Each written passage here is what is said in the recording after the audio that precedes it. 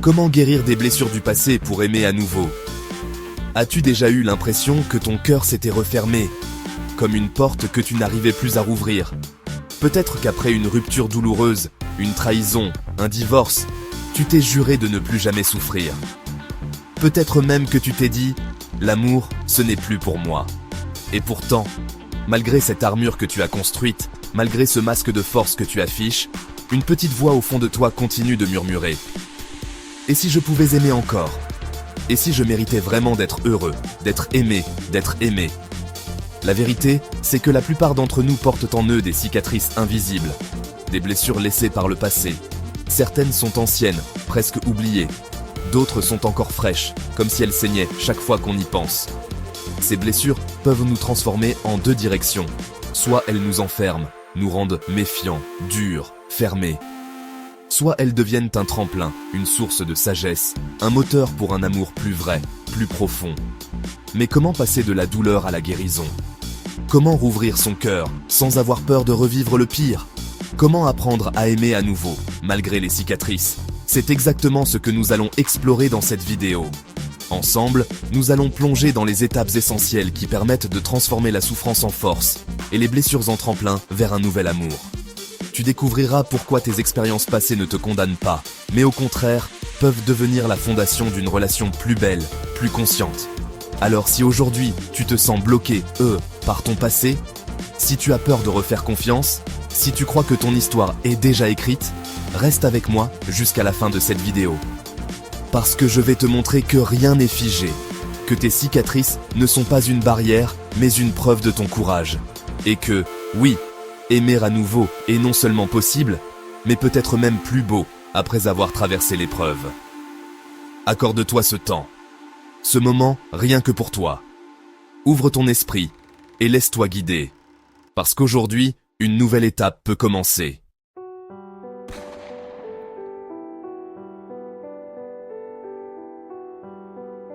Avant de parler de guérison, il y a une étape qu'on ne peut pas éviter. C'est une étape que beaucoup aimeraient sauter, parce qu'elle est inconfortable, parfois douloureuse, celle de comprendre ses blessures. Oui, parce qu'on ne peut pas guérir ce qu'on refuse de voir. On ne peut pas tourner la page d'un livre qu'on n'a jamais ouvert. Alors je vais te poser une question simple. Quelles sont les blessures que tu portes encore aujourd'hui? Peut-être que tu as vécu une rupture brutale, un divorce qui t'a laissé brisé, et peut-être que tu as connu une trahison, et que depuis, tu as du mal à faire confiance. Peut-être que tu as été abandonné, humilié, rejeté. Chacun de nous, tôt ou tard, traverse des épreuves qui laissent des marques profondes. Ces blessures sont invisibles, mais elles conditionnent ton rapport à l'amour. Elles dictent tes réactions, tes choix, parfois même tes silences. Elles sont comme des cicatrices émotionnelles. Certaines se referment bien, d'autres restent sensibles, prêtes à se rouvrir au moindre contact. Prenons un exemple. Imaginons une personne qui a été trompée dans le passé. Sur le moment, elle a souffert terriblement. Elle s'est jurée de ne plus jamais revivre ça. Alors, dans ses relations suivantes, sans même s'en rendre compte, elle devient méfiante. Elle contrôle, elle soupçonne, elle doute. Même quand l'autre ne donne aucune raison de douter, cette vieille blessure refait surface. Résultat, la relation souffre, non pas à cause de ce qui se passe dans le présent, mais à cause de ce qui n'a pas été guéri dans le passé. Voilà pourquoi il est essentiel de comprendre ces blessures. Parce qu'elles ont une influence énorme sur ton présent, et même sur ton futur.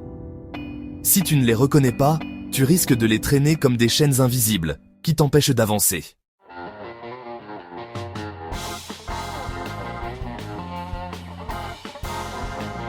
Alors, comment faire pour mieux les comprendre? La première étape, c'est de les nommer. Mettre des mots sur ce que tu ressens. Dire « oui, j'ai été blessé »,« oui, ça m'a marqué »,« oui, ça continue de m'affecter ». Il ne s'agit pas de se victimiser, mais simplement d'accueillir la vérité. Tant que tu dis « ça ne m'a pas touché », alors que tu souffres encore, tu te mens à toi-même. Et ce mensonge t'empêche d'avancer. Ensuite, il est important de comprendre que chaque blessure raconte une histoire unique. Certaines viennent d'événements récents, d'autres remontent à l'enfance. Peut-être que tu crois que ta douleur actuelle vient de ton dernier partenaire, mais en réalité, elle réactive quelque chose de plus ancien, une vieille blessure d'abandon ou de rejet. Je vais te dire une chose, tes blessures ne sont pas des faiblesses. Ce sont des expériences, parfois très dures, mais qui font partie de ton chemin. Elles n'ont pas pour but de te condamner, mais de t'apprendre quelque chose. Tant que tu refuses de les voir, tu subis. Dès que tu acceptes de les regarder en face, tu commences à reprendre ton pouvoir. Imagine un instant que tes blessures soient comme des panneaux de signalisation. Si tu les ignores, tu continues tout droit, tu répètes les mêmes erreurs, tu attires les mêmes situations. Mais si tu les regardes, si tu comprends ce qu'elles veulent t'apprendre, alors elles deviennent des guides. Elles t'indiquent ce que tu dois travailler, ce que tu dois libérer, ce que tu dois changer.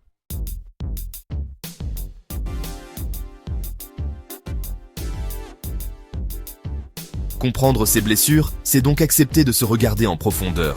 Ça demande du courage, oui, mais c'est le premier pas vers la liberté. Parce qu'un cœur qui refuse de voir sa douleur reste prisonnier du passé. Un cœur qui accepte de reconnaître ses blessures commence déjà à guérir. Alors prends un moment. Demande-toi, quelles blessures me retiennent encore aujourd'hui? Qu'est-ce qui me fait peur? Qu'est-ce que je fuis? Ne cherche pas à tout régler en un instant. L'important, c'est de commencer à mettre de la lumière sur ces zones d'ombre. Parce que ce que tu mets en lumière cesse de te contrôler dans l'ombre. Et rappelle-toi, reconnaître tes blessures ne fait pas de toi une personne faible. Au contraire, cela fait de toi quelqu'un d'authentique, quelqu'un qui choisit de ne plus fuir, quelqu'un qui décide de reprendre sa vie en main.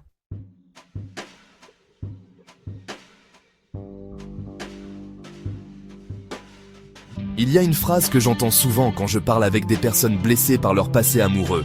Elles me disent « J'attire toujours le même genre de personnes, et ça finit toujours de la même façon. » Est-ce que ça t'est déjà arrivé? Avoir l'impression de répéter les mêmes histoires, de tomber encore et encore dans les mêmes pièges, comme si tu étais coincé dans une boucle qui se rejoue à l'infini. C'est ce qu'on appelle les schémas répétitifs. Quand une blessure n'est pas guérie, elle agit comme un aimant. Sans que tu t'en rendes compte, elle attire à toi des situations ou des personnes qui viennent réactiver cette douleur. Pourquoi? Parce que ton inconscient cherche à comprendre, à régler ce qui est resté en suspens. Mais au lieu de t'en libérer, tu te retrouves à rejouer la même scène, encore et encore.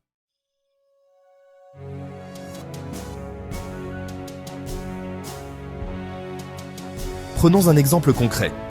Imaginons que tu aies une blessure d'abandon. Peut-être parce qu'un parent est parti quand tu étais enfant, ou parce qu'un partenaire t'a quitté brutalement. Cette blessure reste en toi, profonde. Alors, inconsciemment, tu vas être attiré par des personnes qui, elles aussi, ont du mal à s'engager. Tu vas chercher leur amour, leur attention, leur présence. Mais, tôt ou tard, elles s'éloignent. Et à chaque fois, la blessure d'abandon se réactive, comme une plaie qui ne cicatrise jamais. C'est un cercle vicieux. Parce que plus tu souffres, plus tu confirmes cette croyance. Je suis toujours abandonné.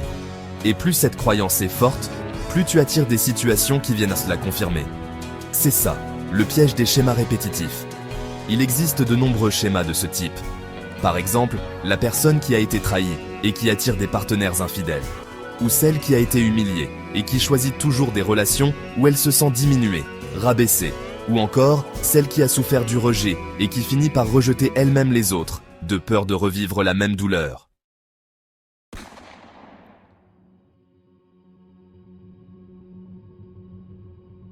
Tout cela n'est pas le fruit du hasard.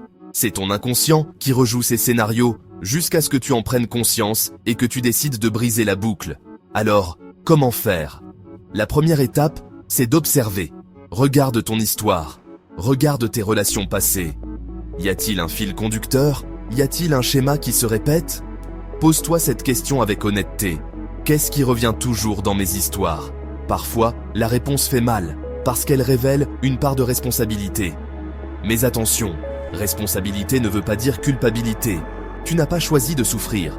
Tu n'as pas choisi d'être trahi, humilié ou abandonné. Mais tu as aujourd'hui la responsabilité de voir ce qui se rejoue pour ne pas le répéter encore. Ensuite, il faut comprendre que ces schémas ne sont pas là pour te punir, mais pour te montrer ce qui n'est pas encore guéri en toi. Chaque répétition est un miroir, un signal qui dit « Regarde, tu n'as pas encore cicatrisé ici ».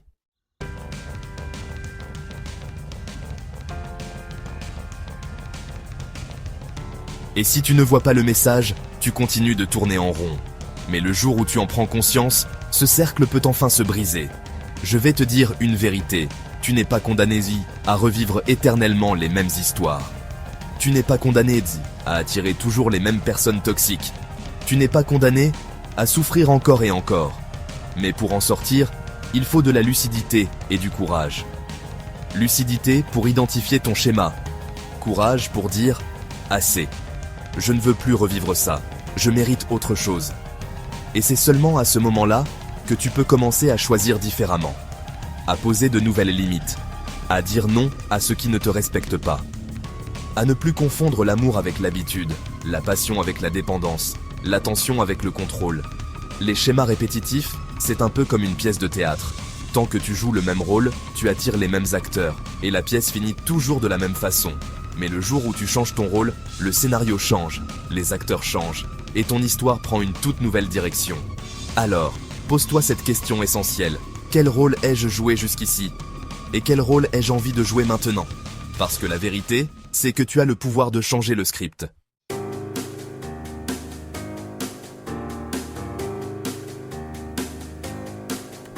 Nous avons vu que les blessures, si elles ne sont pas reconnues, peuvent se répéter encore et encore. Mais alors, comment en guérir vraiment? Comment transformer cette douleur en force? Il existe un chemin, un processus, et comme tout chemin, il se parcourt étape par étape.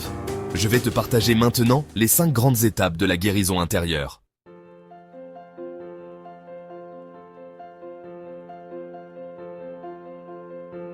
La première étape, c'est l'acceptation. Tant que tu refuses de voir ta souffrance, tu restes prisonnier ou prisonnière.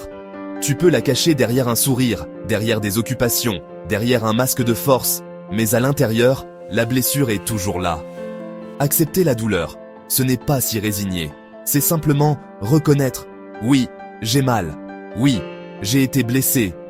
Oui, ça me touche encore. Et tu sais quoi? C'est normal. Tu es humain ou humaine. » Ressentir de la douleur après une rupture, une trahison ou une perte, ce n'est pas une faiblesse, c'est une preuve que tu as aimé. Beaucoup de gens essaient de fuir cette étape. Ils se plongent dans une nouvelle relation trop vite, ou dans le travail, ou dans des distractions pour oublier. Mais ce qu'on fuit nous rattrape toujours. Alors ose t'arrêter. Ose accueillir ce que tu ressens. Pleurer si tu en as besoin. Écrire, crier, parler. Tant que tu ne donnes pas le droit à ta douleur d'exister, elle restera enfermée et continuera de t'empêcher d'avancer.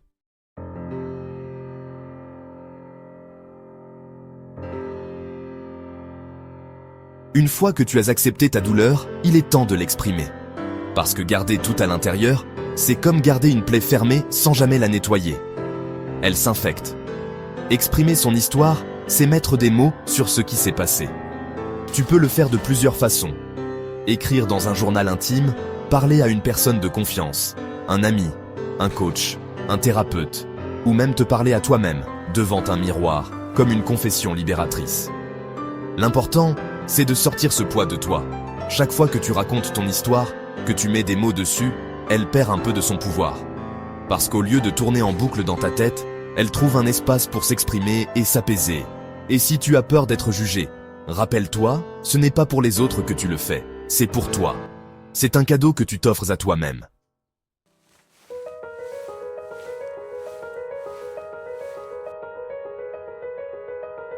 Voici une étape essentielle. Une même expérience peut être vécue comme une condamnation ou comme une leçon. La différence, c'est la signification que tu lui donnes. Par exemple, tu peux voir une trahison comme la preuve que tu n'es pas digne d'être aimé. Ou tu peux la voir comme une leçon qui t'a appris à poser des limites, à reconnaître les signaux d'alerte, à ne plus tolérer ce qui ne te respecte pas. Tu peux voir un divorce comme un échec définitif. Ou tu peux le voir comme une libération, une opportunité de te retrouver, de reconstruire ta vie sur des bases plus solides. Changer la signification ne change pas le passé, mais ça change ton présent.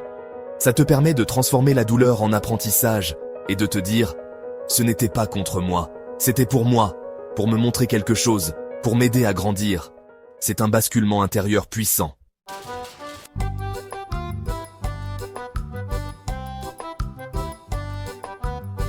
Ah, le pardon, c'est souvent la partie la plus difficile, parce qu'on croit que pardonner, c'est excuser, qu'accepter, c'est dire que c'était normal.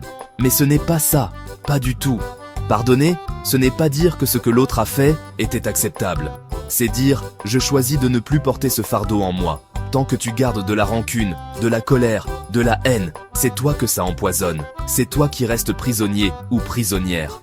Pardonner, ce n'est pas oublier. Ce n'est pas justifier. C'est simplement couper le lien toxique qui t'attache encore à cette douleur.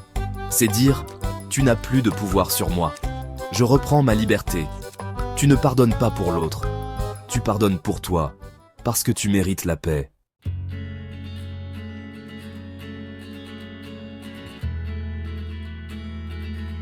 Ah, le pardon. C'est souvent la partie la plus difficile, tu sais, parce qu'on croit que pardonner, c'est excuser. Qu'accepter, c'est dire que c'était normal. Mais ce n'est pas ça. Pas du tout. Pardonner, ce n'est pas dire que ce que l'autre a fait était acceptable. C'est dire, je choisis de ne plus porter ce fardeau en moi. Tant que tu gardes de la rancune, de la colère, de la haine, c'est toi que ça empoisonne. C'est toi qui restes prisonnier ou prisonnière. Pardonner, ce n'est pas oublier. Ce n'est pas justifier. C'est simplement couper le lien toxique qui t'attache encore à cette douleur. C'est dire, tu n'as plus de pouvoir sur moi. Je reprends ma liberté. Tu ne pardonnes pas pour l'autre. Tu pardonnes pour toi, parce que tu mérites la paix.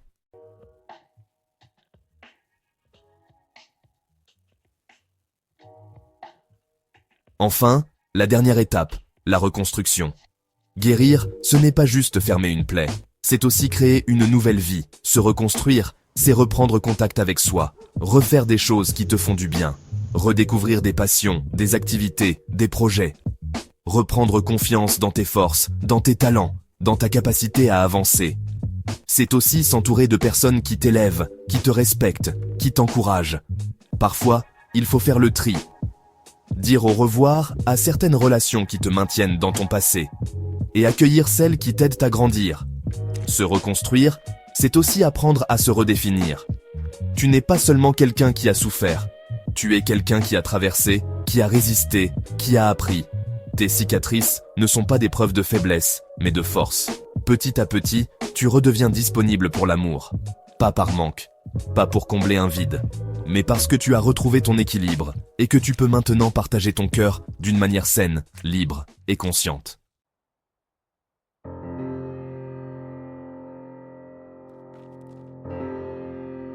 Quand on parle de blessures amoureuses, il y a une conséquence presque automatique, la perte de confiance en soi.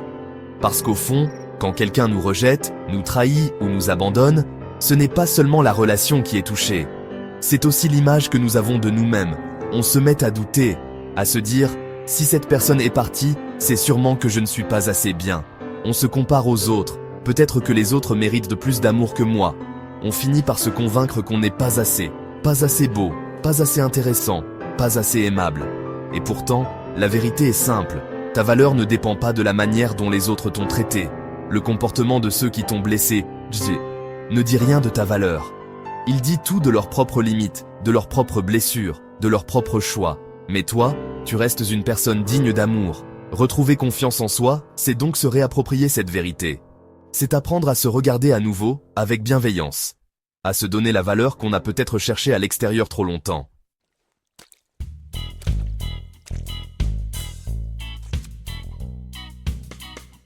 Alors, comment faire concrètement ? La première étape, c'est d'écouter la petite voix qui parle en toi. Parce que, souvent, cette voix est devenue ton pire juge. Elle te répète sans cesse « Tu n'es pas assez, tu ne réussiras pas, tu ne mérites pas l'amour ». Si tu continues d'écouter cette voix, elle finira par devenir ta vérité. Mais bonne nouvelle, tu peux la transformer. Commence par remarquer quand tu te critiques intérieurement. Et à chaque fois, pose-toi la question « Est-ce que je parlerai comme ça à quelqu'un que j'aime ?» Si la réponse est non, alors pourquoi te parles-tu ainsi ? Remplace petit à petit les phrases dures par des affirmations positives. Par exemple, au lieu de « je suis nul, en amour », dis « j'apprends à aimer mieux chaque jour ». Au lieu de « je ne mérite pas qu'on m'aime », dis « je suis digne d'un amour respectueux et sincère ». Ce n'est pas de la magie, c'est de la reprogrammation. Plus tu choisis consciemment un langage bienveillant, plus ton esprit commence à y croire.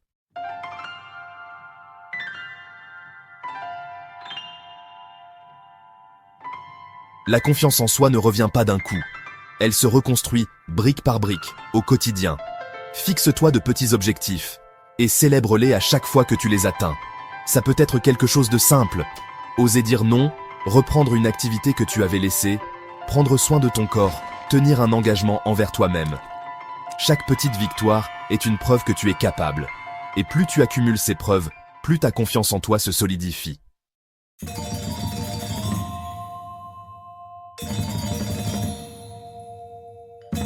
On oublie souvent à quel point notre corps et notre esprit sont liés. Quand on est blessé, on a tendance à se négliger, à mal manger, à ne plus bouger, à se replier. Mais plus tu te négliges, plus tu renforces cette croyance que tu n'as pas de valeur. Alors fais l'inverse. Prends soin de toi comme si tu étais la personne la plus précieuse de ta vie. Parce que c'est le cas. Bouge ton corps, même un peu. Fais une promenade, danse, pratique un sport.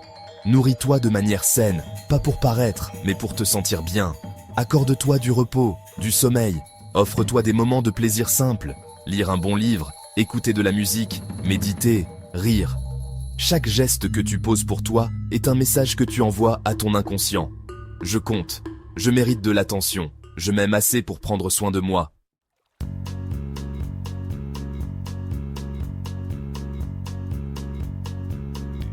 Alors, maintenant, prenons un moment pour parler de quelque chose d'essentiel. Reconnecter avec tes talents et tes passions, c'est vraiment une étape clé pour retrouver confiance en toi. Peut-être que tu as mis de côté ce qui te faisait vibrer, ou que tu as oublié ce qui te rendait unique. Mais tu sais, ces parties de toi n'ont pas disparu. Elles attendent juste que tu les redécouvres, tranquillement, à ton rythme.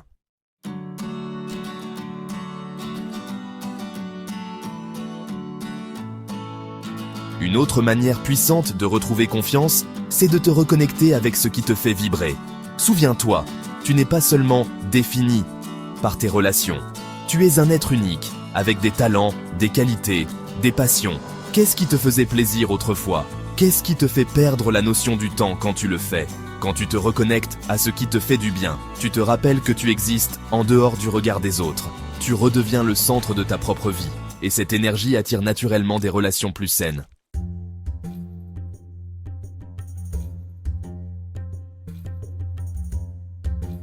Enfin, retrouve confiance en toi en osant sortir de ta zone de confort. Pas forcément en amour, pas tout de suite, mais dans ta vie de tous les jours. Apprends une nouvelle compétence, voyage dans un endroit inconnu, inscris-toi à une activité qui t'intimide un peu. Chaque fois que tu oses, tu te prouves à toi-même que tu es capable, et cette preuve, personne ne peut te l'enlever. Retrouver confiance en soi, ce n'est pas devenir parfait, Ce n'est pas ne plus jamais douter, c'est apprendre à se relever, à croire en ses forces, à se traiter avec respect. Et plus tu te respectes, plus tu attires des relations qui te respectent. Parce que l'amour que tu te donnes à toi-même devient le modèle de l'amour que tu es prêt à recevoir. Alors, rappelle-toi cette vérité. Tu n'as pas besoin d'être parfait pour être aimable. Tu es déjà digne d'amour, simplement parce que tu es toi. Et plus tu apprends à t'aimer, plus ton cœur s'ouvre à l'amour des autres.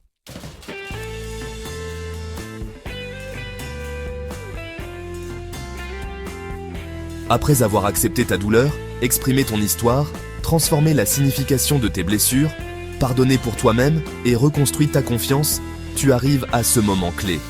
Ouvrir ton cœur à nouveau. Et je sais que ça peut faire peur.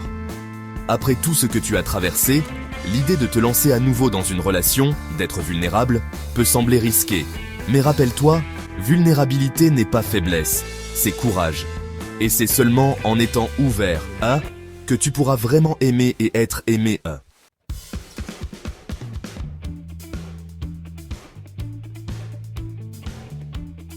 Aimer, c'est toujours un pari. Il n'y a aucune garantie que ça fonctionnera parfaitement.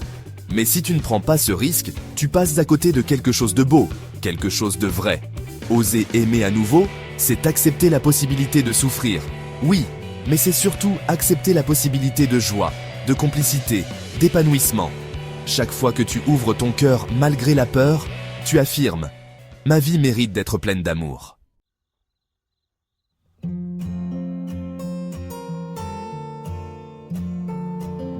Quand on a été blessé, il est facile de tomber dans le piège de vouloir que tout soit parfait, que l'autre soit parfait, que la relation soit parfaite. Mais la vérité, c'est que l'amour authentique n'est jamais parfait. Il est imparfait, vivant, parfois chaotique, mais profondément réel. Plutôt que de chercher un idéal inatteignable, cherche l'authenticité. Cherche quelqu'un avec qui tu peux être toi-même, quelqu'un qui te respecte, qui t'écoute, qui partage tes valeurs. Cherche la sincérité plutôt que la perfection.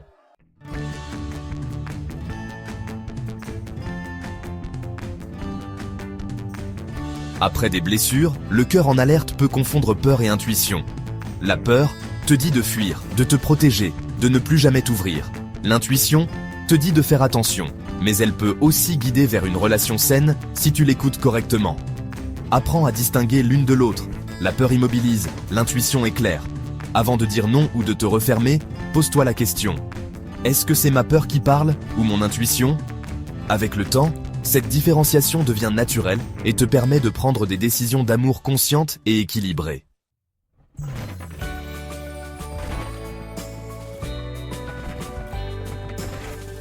Ouvrir son cœur, c'est aussi s'autoriser à vivre l'amour ici et maintenant, sans attendre que tout soit parfait dans sa vie ou dans sa tête. Tu n'as pas besoin d'être totalement guéri pour aimer. Tu n'as pas besoin d'avoir toutes les réponses. Tu as juste besoin de ton cœur, prêt à accueillir l'autre avec authenticité. Chaque moment où tu choisis d'ouvrir ton cœur est un pas vers un amour plus épanouissant. Et chaque pas, aussi petit soit-il, te rapproche de la relation que tu mérites vraiment.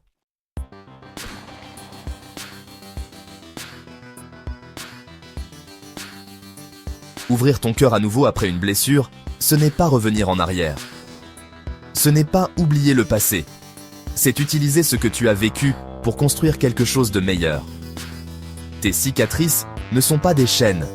Elles sont des marques de courage, des preuves que tu as survécu, que tu as grandi et que tu es prêt pour un amour plus vrai, plus profond, plus conscient. Alors ose. Ose aimer. Ose t'ouvrir. Ose prendre le risque. Parce que ton cœur mérite de battre pleinement et que l'amour, le vrai, n'attend que toi.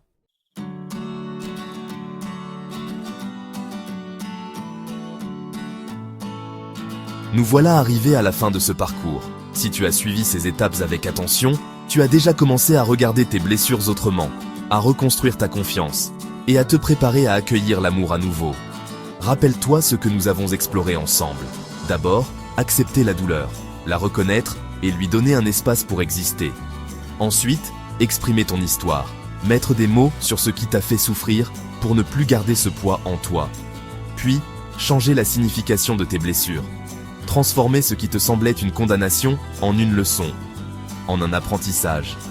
Apprendre à pardonner pour toi-même, libérant ton cœur de la rancune et de la colère. Te reconstruire, retrouver tes forces, tes passions, tes talents et t'entourer de relations saines. Retrouver confiance en toi, en t'écoutant, en célébrant tes petites victoires et en prenant soin de toi chaque jour.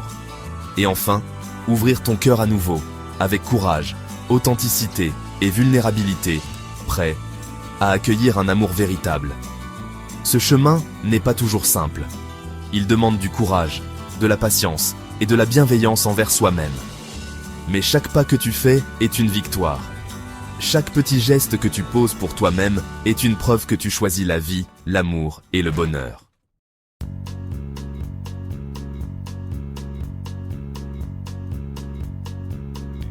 Alors aujourd'hui, je veux que tu retiennes une chose. Tes blessures ne définissent pas ton futur. Elles ne sont pas des limites, elles sont des leviers. Elles sont la preuve que tu as traversé, que tu as survécu et que tu es capable d'aimer encore plus profondément. Tu as le droit de croire à nouveau, le droit de rêver à un amour épanouissant, le droit de te lever chaque matin en sachant que quelque part, quelqu'un de sincère peut partager ta vie, rire avec toi, te soutenir et te chérir pour ce que tu es. Alors n'attends plus, commence aujourd'hui. Commence par un sourire pour toi-même. Commence par un petit pas qui te rapproche de l'amour que tu mérites. Et rappelle-toi que l'amour le plus important, c'est celui que tu te donnes à toi-même.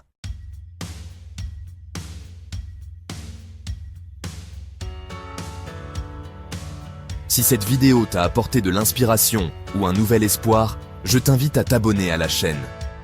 Je t'aime moi d'abord, à partager tes pensées dans les commentaires et à laisser une note de soutien. Ensemble, nous pouvons créer une communauté où chacun ose aimer, guérir et s'épanouir, peu importe son âge ou son passé. Souviens-toi, Le passé ne détermine pas ton avenir. Ton cœur est prêt. Ton amour est prêt. Et toi, tu es prêt, pour le plus beau chapitre de ta vie.